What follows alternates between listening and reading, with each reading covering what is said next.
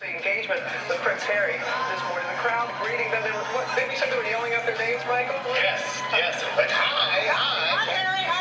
Hi, Meghan. All that. I was doing it too. We hear she's already learning the rules, telling one fan, we're not allowed to take selfies.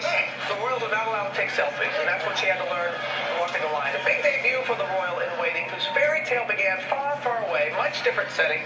2020 is going all the way back to the beginning, and anchor Elizabeth Vargas is here, going to give us a little sneak peek of what we can expect. That's it. Meghan Markle's first appearance in public today as Prince Harry's betrothed was a hit. She handled those enormous crowds with poise and confidence, and she's a woman with some experience already living in the public eye.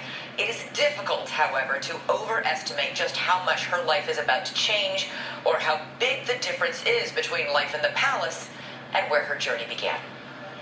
This is the home where she grew up, not a palace or a mansion, just a Los Angeles apartment above a garage. If you follow the driveway back, that's where the yard is, where the fruit trees, and Meghan lived in the back upstairs. From the age 3 until around 6, she lived here with her mother, according to Nantil Charbonnet, their former landlord. But she was gentle, she was soft and perceptive. She was always listening and paying attention. Meghan attended the all-girls school Immaculate Heart. Christine Knudsen and Maria Paglia both taught Meghan. She had a lot of inner strength. She was spunky, she was feisty. She took our social justice teaching very seriously. I taught Meghan in this very classroom when she was a junior. These days, this photo of Meghan on the wall has become the student body's star of fame. She's one of our sisters because, like, everyone that comes here is like, so technically we could probably be part of the royal family too.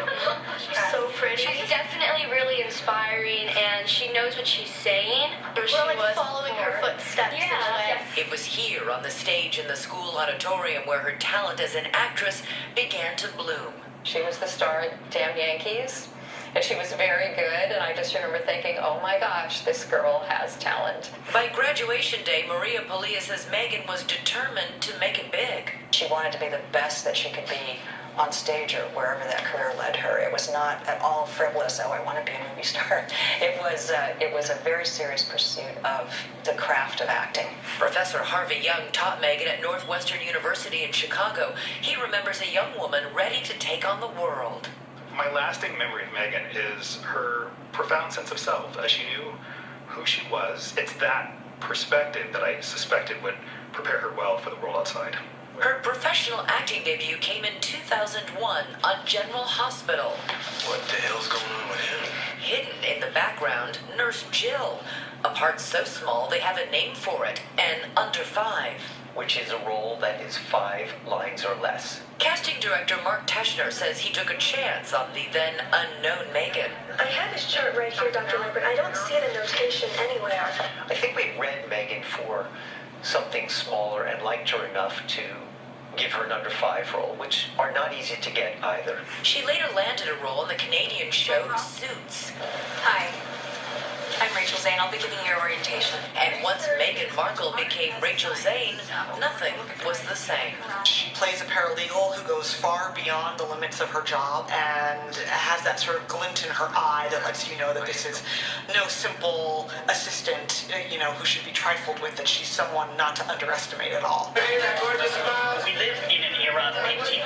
The fact that she has been able to break out of what was a USA Network show, go on to the cover of Vanity Fair within the span of a year is quite the Cinderella story.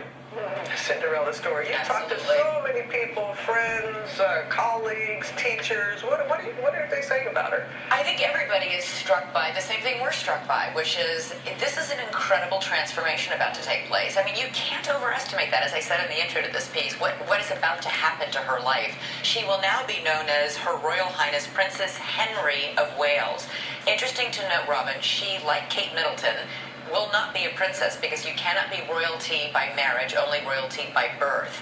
However, Harry may be appointed or named Duke of of Sussex, she would then be known as Duchess of Sussex. Thank you for clearing that up. Yes. Because every time we say princess, the real people who are in the know, they're like, ah! Well, we can call her the People's Princess as Diana. Right. You know, But technically she is. Right. Well, she's blessed. That's what No she is. kidding. She's Duchess, Princess. Hello. Anything surprised you that you learned about her? You know, she really worked hard. We've known that she's at 36 years of age. She's not the blushing ingenue that Diana was when she married Prince Charles. She's got a lot more experience in life. That'll probably suit her well. She's had a little bit of experience living in the public eye. It was interesting, though, the columnist that I spoke to who knew her well, and several other people he's spoken to, described her as shrewd, which I don't think they meant that in a negative way, but she's a smart woman. Who is going to know exactly what she needs to do, I think, to be successful in this new role. And I think Harry was very attracted to that. I mean, she didn't know too much about her on that first date. No, he knew nothing about her. Like me and like many of my mom